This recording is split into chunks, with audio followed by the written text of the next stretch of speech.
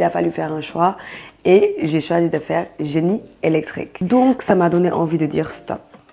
Être une femme n'est en aucun cas un frein à faire un métier scientifique ou technique. Et il n'y a aucun doute à avoir.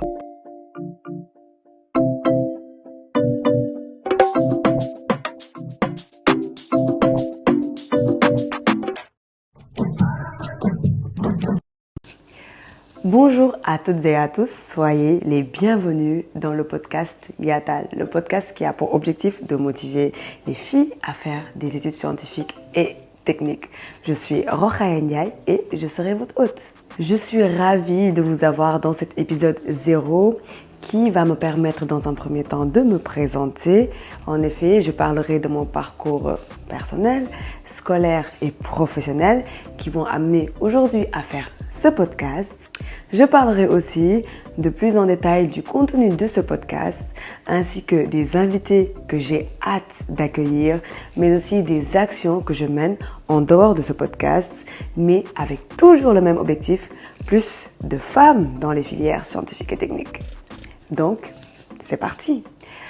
Tout d'abord, je suis née et j'ai grandi au Sénégal. Il faut savoir que moi, j'ai toujours aimé, j'ai toujours adoré l'école, les études.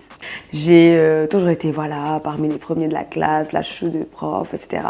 Donc moi, l'école, un très bon souvenir, sauf durant la période lycée où c'était un peu compliqué parce que je n'arrivais plus à trouver du sens, les études, les devoirs, etc. Ça commençait à être trop compliqué.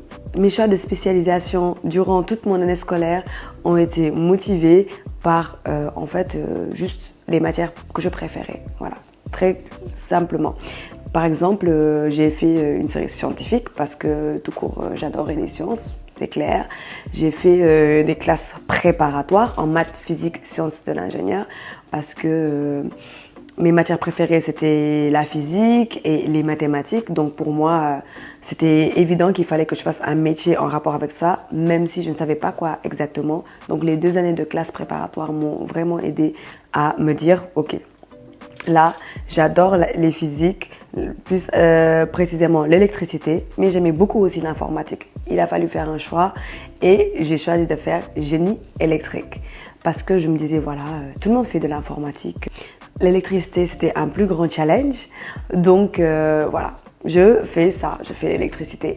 Et donc je suis arrivée en France, à Polytechnique Nantes plus précisément pour faire ingénieur en génie électrique.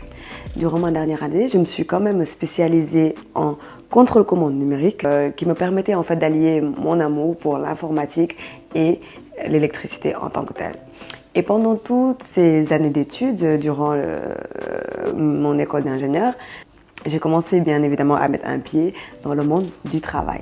Donc j'ai fait des stages dans le réseau électrique et il s'est avéré que j'ai adoré. Mes stages m'ont permis réellement d'affiner en fait ma carrière et de me propulser dans ça. Il faut savoir que moi, dès le départ, je savais déjà que je voulais être chef de projet ou chargé d'affaires, project manager, comme vous voulez. Il y a plusieurs dénominations. Mais je voulais quand même commencer en faisant de l'ingénierie, de la technique pure et dure, parce que je me dis que ça ne pouvait être que bénéfique pour moi. C'est pour ça que j'ai fait ces 4 années et dès que j'ai eu l'occasion de faire ce que je voulais vraiment comme métier, je l'ai fait. Donc aujourd'hui, ça fait 1 an, un peu plus d'1 an que je travaille en tant que chargée d'affaires et je vous dis, j'adore. Donc je suis chargée principalement de m'assurer que le planning est OK, que le budget est OK, que les clauses du contrat sont respectées, de faire aussi de la gestion humaine par rapport aux ingénieurs système, aux responsables techniques. Donc c'est vraiment plusieurs aspects, dont plusieurs que je ne connaissais pas, de mes expériences et de mon éducation scolaire, mais que j'adore, donc j'apprends tous les jours de plus en plus. Plus j'avançais dans mon parcours tel que je viens de décrire, moins il y avait de femmes. Et ça m'a beaucoup interrogée parce que, comme je le disais, tout au long de ce parcours, j'ai toujours suivi mon amour, mon instinct par rapport à ce que j'aimais faire. Et c'est en discutant avec plusieurs personnes que je me suis rendu compte que ces métiers souffrent d'un très grand nombre de stéréotypes et d'une vision très genrée. Donc ça m'a donné envie de dire stop. Je m'adresse à tout le monde, mais plus précisément bien sûr aux jeunes filles. Être une femme n'est en aucun cas un frein à faire un métier scientifique ou technique. Et il n'y a aucun doute à avoir.